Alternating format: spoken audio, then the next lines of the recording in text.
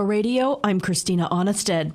More than 300 people were killed and over 600 wounded by cluster munitions in Ukraine last year. The total surpasses Syria as the country with the highest number of casualties from the weapons for the first time in a decade.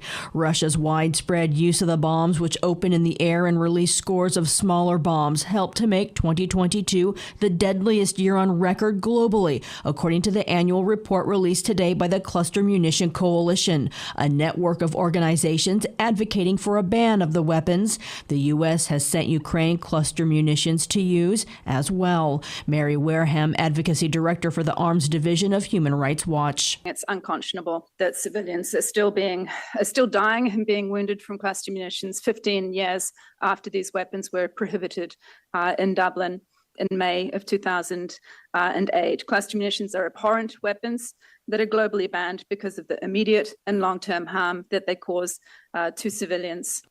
The greatest obstacle to countries working to eradicate cluster munitions are the governments that are unwilling to join this convention and that undermine its principles by using and transferring these weapons. The report comes ahead of a meeting next week of 112 countries that plan to or have already ratified the Convention on Cluster Munitions, which prohibits the explosives and calls for clearing areas where they litter the ground, often during or after conflicts.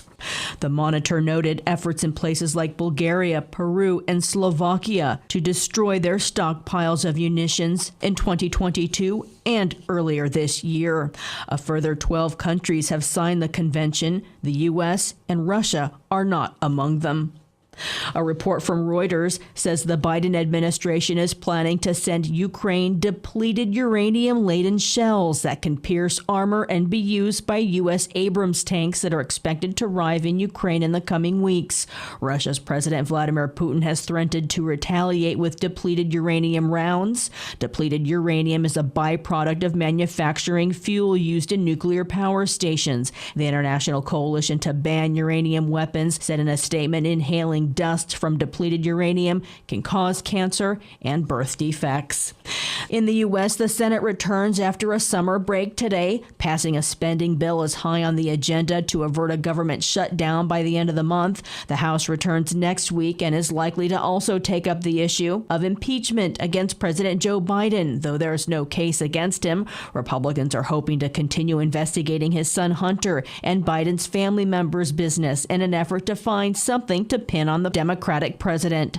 House Republicans in the Freedom Caucus have also said they're not afraid of a government shutdown in their push to shrink government and reform Social Security and Medicare. Efforts senior advocates say would cut the social safety net programs. Another safety net Republicans want to cut is the anti-hunger program that provides food benefits to women and children, called WIC. Suzanne Potter reports. Conservatives in the House of Representatives have proposed a budget for WIC of $5.5 billion. The Senate proposal is $6.3 billion. But Sarah Diaz with the California WIC Association says the program would need $1 billion more than that to be fully funded.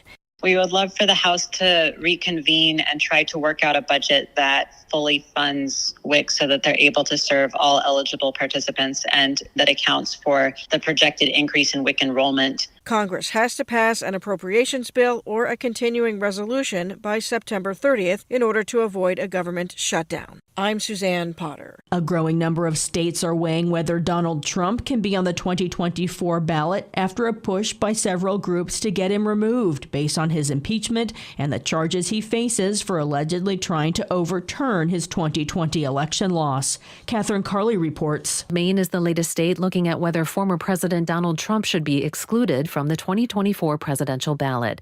The decision would be based on the Civil War-era 14th Amendment, which bars candidates who've engaged in insurrection. New Hampshire and Michigan officials said last week they're considering the issue.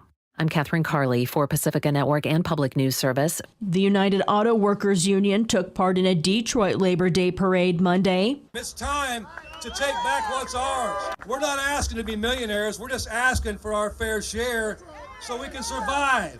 The union's labor contract expires September 14th, and with days to go to reach agreement, the UAW president filed an unfair labor practice complaint with the National Labor Relations Board against Stellantis and General Motors for failing to make counteroffers to their economic demands, which include a 46% pay raise over 4 years, a 32-hour work week with 40 hours of pay, and a restoration of traditional pensions.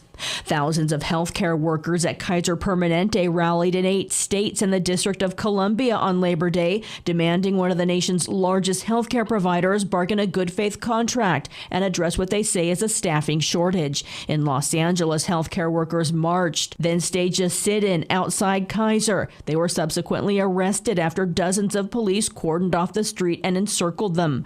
The organized coalition of 85,000 Kaiser healthcare workers are collectively bargaining for a contract in California, Colorado, Hawaii, Maryland, Oregon, Virginia, Washington, D.C., and parts of Atlanta, Georgia. I'm Christina Onnested reporting for Pacifica Radio.